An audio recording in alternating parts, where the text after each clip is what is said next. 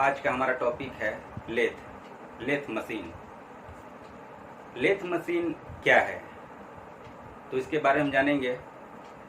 Lathe machine एक machine tool है जिसके द्वारा अन्य प्रकार के कटिंग टूल का प्रयोग करके विभिन्न प्रकार के पार्ट्स का उत्पादन किया जाता है। ठीक है, विभिन्न प्रकार के कटिंग टूल्स प्रयोग किए जाते हैं जैसे ड्रिल, रिमर। तो इसके लिए लेथ मशीन के टेल स्टॉक में लगे स्पिंडल पर ड्रिल का प्रयोग करके हम ड्रिलिंग कर सकते हैं। इस प्रकार लेथ पर जो कारीगर कार्य करता है उसे हम टर्नर के नाम से जानते हैं। टर्नर जो कि लेथ मशीन का कारीगर है।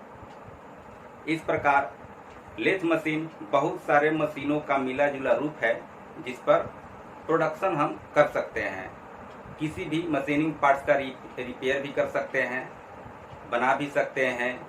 ठीक है, इस प्रकार लेथ मशीन का प्रयोग किया जाता है। ठीक है, अब जानेंगे हम लेथ मशीन के विभिन्न पार्ट्स के बारे में। तो सबसे पहला पार्ट हमारा ये है बेड यानी लेथ मशीन का एक बिस्तर है। यह बिस्तर टेल स्टॉक से लेकर के हेड स्टॉक के बीच में स्थित होता है, जिस पर अन्य लेथ मशीन के पार्ट्स टेल स्टॉक से हेड स्टॉक की तरफ आते जाते रहते हैं और अपना कटिंग प्रक्रिया या जो भी ऑपरेशन है वह भली भांति करते रहते हैं। तो बेड जो है वह कास्ट आयरन का बना होता है जो कि विभिन्न प्रकार का होता है। बेड भी अन्य प्रकार का होता है। इसमें पहला है फ्लैट बेडवे। फ्लैट यानी कि समतल रास्ता बनाया जाता है जिस पर अन्य पार्ट्स लेथ मशीन का दाएं से बाएं और बाएं से दाएं चलता रहता है। तो इसका जो आकार होता है वह फ्लैट होता है। फ्लैट बेडवे का जो आकार होता है वह फ्लैट समतल होता है। नंबर 2 है भी बेडवे, यानी कि उसका जो आकार है वह अंग्रेजी के भी आकार का होगा। भी आकार का होगा जिस पर कटिंग टूल्स या अन्य एसेसरीज लेथ मशीन के आगे पीछे चलते हैं।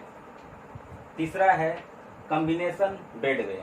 कॉम्बिनेशन का अर्थ ये हुआ कि फ्लैट बेडवे और भी बेडवे का मिला जुला रूप होता है। इसका जो बेड बनेगा वह फ्लैट होता है, उसके साथ साथ भी आकार का भी एक साथ कंबाइंड होता है जिसको हम कॉम्बिनेशन बेडवे के नाम से जानते हैं।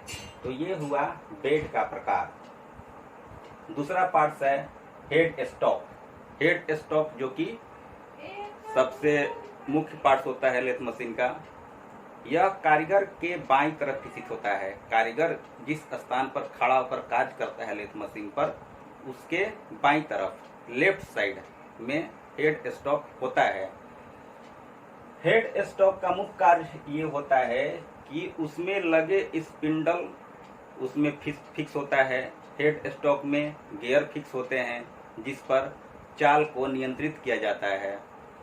तो ये भी 2 प्रकार का होता है। हेड स्टॉक भी 2 प्रकार का होता है। नंबर 1 कोन पुली हेड स्टॉक। कोन पुली हेड स्टॉक, इसमें 2 या 3 स्टेप वाली पुली को एक मोटर के साथ भी बेल्ट के द्वारा जोड़ा जाता है जिससे वह अपना गति में चलेगा मोटर के साथ। उसमें एक लोड गियर भी होता है जिस पर ऑपरेशन करते समय हम लोड गियर दे करके कार्य कर सकते हैं। जैसे किसी जॉब को काटना है तो उस समय मशीन पर लोड पड़ता है, तो उसके लिए हम लोड गियर का प्रयोग करेंगे जो कि कोन पुली हेड स्टॉक में स्थित होता है। इसमें अगर स्पिंडल की स्पीड को बदलना है, स्पिंडल अर्थात जिसमें चक फिट होता है, लेथ मशीन का चक फिट होता है, अगर उसके स्पीड को बदलना है, कम या अधिक करना है, तो उसमें पुली के स्टेप को बदलना पड़ता है। पुली के स्टेप पर अगर हम बेल्ट को बदलेंगे तो स्पिंडल का स्पीड कम या अधिक होगा।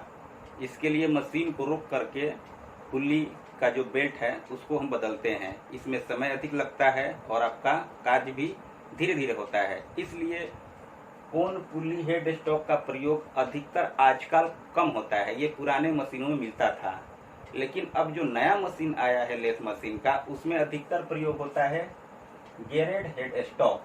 गियरेड हेड स्टॉक अर्थात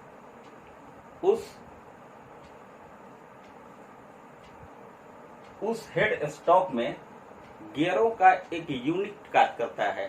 गियर का एक यूनिट होता है जो उसमें कार्य करता है। उसमें क्या होता है कि क्विक रिलीज चेंज बॉक्स के द्वारा हम स्पीड को अति शीघ्रता से बदल सकते हैं, कम या अधिक कर सकते हैं।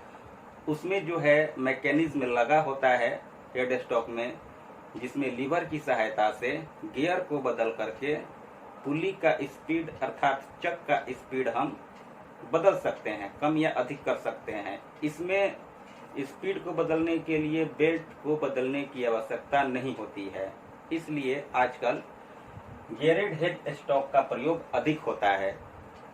इससे लाभ ये है कि हम गति को शीघ्रता से बदल देंगे, लोड गियर हम आसानी से दे सकते हैं। ये सारी चीज़ें हैं। इसमें बेल्ट की स्लिप होने का चांस कम होता है, संभावना कम होता है। इसलिए आजकल के लेथ मशीन में गियरेड हेड स्टॉक काफ़ी प्रचलन में है, चलन में है। तो आजकल गियरेड हेड स्टॉक का ही प्रयोग होता है लेथ मशीन में।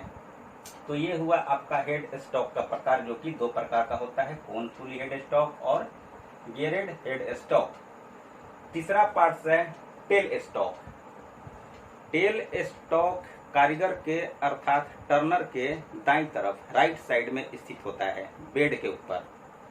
बेड के ऊपर राइट साइड में टेल स्टॉक स्थित होता है, जिसमें एक स्पिंडल लगा होता है और स्पिंडल के साथ हम दूसरे एसेसरीज जैसे डेड सेंटर का प्रयोग करते हैं अन्य ऑपरेशन करते समय।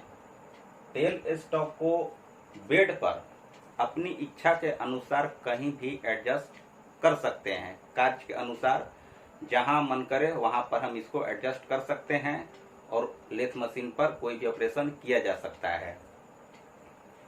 टेल स्टॉक हो गया। चौथा है आपका कैरेज। कैरेज अर्थात ढोने वाला। कैरेज का काम ही है बेड पर स्थित जितने भी लेथ मशीन के पार्ट्स हैं उनको टेल स्टॉक से हेड स्टॉक की तरफ आगे पीछे ढोना। अर्थात कैरेज पर ही लेथ मशीन के अन्य पार्ट जो स्थित होते हैं उनको आगे पीछे चलाता है, जो कि कैरेज वही कार्य करता है। तो कैरेज हो गया। तो कैरेज में भी बहुत सारे पार्ट्स होते हैं। कैरेज के अंदर ऊपर भी बहुत सारे पार्ट्स होते हैं। जैसे पहला है सैडल। सैडल जो है यह बेड के संपर्क में होता है, जिसका आकार एच का होता है। एच का आकार होता है और उस सैडल के ऊपर कंपाउंड रेस्ट होता है। कंपाउंड रेस्ट जो है एक प्रकार का 180 डिग्री में घूमने वाला एक पार्ट्स है, जिसके ऊपर टूल पोस्ट लगा होता है। उस टूल को घुमाने के लिए, किसी भी एंगल में टूल को घुमाने के लिए कंपाउंड रेस्ट का प्रयोग किया जाता है। तो कंपाउंड रेस्ट के ऊपर टूल पोस्ट होता है, जिस पर टूल को बांधा जाता है। कंपाउंड रेस्ट के साथ एक हैंड व्हील भी होता है, हाथ का पहिया, जिसको चला करके हम किसी भी एंगल में टूल को एडजस्ट कर सकते हैं। कटिंग कार्य करते समय, लेथ पर कोई भी ऑपरेशन करते समय कंपाउंड रेस्ट का हम प्रयोग करेंगे। कंपाउंड रेस्ट के साथ आता है एप्रन। एप्रन के साथ एक हैंड व्हील होता है, जिसको चलाने से पूरा जो कैरेज है वह आगे पीछे दाएं बाएं चलता है। एप्रन पर ही जो है हैंड व्हील होता है। अन्य मैकेनिज्म भी होते हैं जो कि थ्रेड काटते समय उसका प्रयोग किया जाता है। एप्रन में हैंड व्हील होता है, इस बात को आप ध्यान रखिएगा। Cross slide. क्रॉस स्लाइड जो है इसमें भी एक हैंड व्हील होता है, जिसके प्रयोग से कटिंग टूल के फीड को बेड के क्रॉस में फीड दिया जा सकता है, अर्थात बेड को क्रॉस करते हुए आपका क्रॉस स्लाइड चलता है। क्रॉस स्लाइड जब चलेगा तो उसके ऊपर लगा हुआ कंपाउंड रेस्ट भी उसके साथ चलेगा और उसके ऊपर लगा हुआ टूल पोस्ट भी उसी के साथ क्रॉस स्लाइड के साथ ही चलता है। ये लेथ मशीन पर विभिन्न प्रकार के ऑपरेशन करते समय इसका प्रयोग किया जाता है। आपका क्रॉस स्लाइड हो गया। एक मुख्य पार्ट होता है जिसका नाम है लीड स्क्रू। लीड स्क्रू एक लंबा लोहे का रॉड होता है जो कि एप्रन के नीचे लगा होता है। टेल स्टॉक से लेकर के हेड स्टॉक तक एक लंबा लोहे का रॉड होता है जो कि जिस पर एकमे थ्रेड का बहुत सारा रूप होता है, वी थ्रेड, एकमे थ्रेड। तो इस प्रकार एकमे थ्रेड भी एक थ्रेड का प्रकार है। तो लीड स्क्रू पर एकमे थ्रेड कटा होता है, जो चूड़ी कटा होता है वह एकमे थ्रेड में कटा होता है। इसका काम है जब लेथ मशीन पर किसी प्रकार का हम थ्रेड बना रहे हैं, गुना काट रहे हैं, उसके लिए लीड स्क्रू का प्रयोग अति महत्वपूर्ण होता है। इस प्रकार लीड स्क्रू कार्य करता है। और भी बहुत सारे पार्ट्स हैं जिसको हम अगले क्लास में आपको बताएंगे। आप ध्यान से इस वीडियो को देखते रहिए। अगर कुछ पूछना हो तो आप कॉल करके या व्हाट्सएप नंबर पर आप पूछ सकते हैं। इन बातों को आप ध्यान से पढ़ लीजिए, देख लीजिए, आपकी किताब में भी है, उसको भी पढ़िए। नहीं समझ में आ रहा है तो पूछिए, हम बताएंगे। ठीक है, धन्यवाद।